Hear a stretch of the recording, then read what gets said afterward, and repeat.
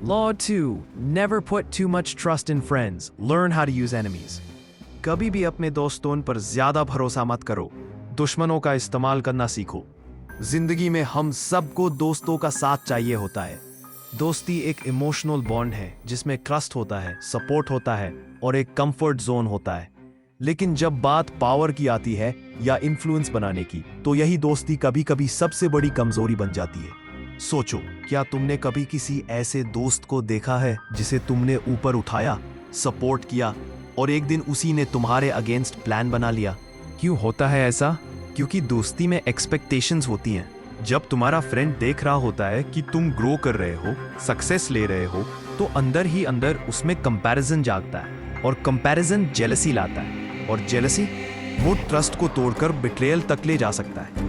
एक powerful story सुनो। Italy का एक रूलर था, सेज़रे बोर्जिया। उसने एक बार अपने एक जनरल को, जो उसका क्लोज फ्रेंड भी था, ज्यादा ट्रस्ट दे दिया। उसने उसे फुल कंट्रोल दे दिया मिलिट्री पे, बिना किसी ओवरसाइट के। रिजल्ट, उस जनरल ने अपना खुद का पावर बिल्ड करना शुरू कर दिया, अपनी लॉयल आर्मी बना ली। बोर्जिया ने उसे तुरंत एलिमिनेट कर दिया, लेकिन तब तक काफी डैमेज हो चुका था। अब सोचो, अगर तुम्हारा अपना दोस्त तुम्हारे खिलाफ हो जाए तो उसे डील करना इमोशनली कितना टफ होता है, क्योंकि तुम एक्सपेक्ट ही नहीं करते कि दोस्ती के पीछे धोखा छुपा हो सकता है। दोस्त हर वक्त रिलायबल नहीं होते, पर दुश्मन प्रिडिक्टेबल होता है। तुम्हें पता होता है वो तुम्हारा अगेंस्ट है। अगर तुम उसे अपने तरफ करने में सक्सेसफुल हो जाओ तो वो तुम्हारा सबसे स्ट्रॉन्ग सपोर्टर बन सकता है, क्योंकि उसे खुद को प्रूव करना होता है। और वो लॉयल्टी इमोशन से नहीं, नीड और अपॉर्चुनिटी से आती है, जो लॉन्ग टर्म में ज्यादा स्टेबल होती है। एक और स्टोरी एब्राहम लिंकन की।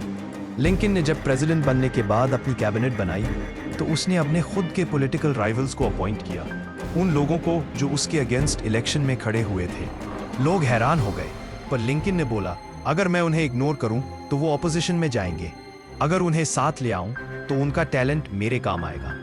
रिजल्ट, उसकी कैबिनेट अमेरिका की हिस्ट्री की स्ट्रॉन्गेस्ट कैबिनेट्स में से एक बनी। लेसन, पावर गेम में इमोशनली नहीं, स्ट्रेटेजिकली सोचो।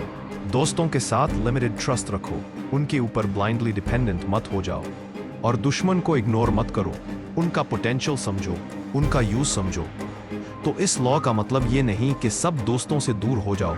इसका मतलब ये है कि ब्लाइंडली किसी पे भरोसा मत करो सिर्फ इसलिए क्योंकि वो तुम्हारा दोस्त है, और किसी से दूर मत रहो सिर्फ इसलिए क्योंकि वो कभी तुम्हारा एनिमी था। आवर का मतलब होता है पर्सपेक्टिव। तुम्हारा सबसे बड़ा एलाई वो भी बन सकता है जिससे तुमने सबसे ज्यादा अवॉइड किया, और सबसे बड़ा थ्रेट वो भी बन सकता है जिससे तुमने सबसे ज्यादा अपना समझाओ।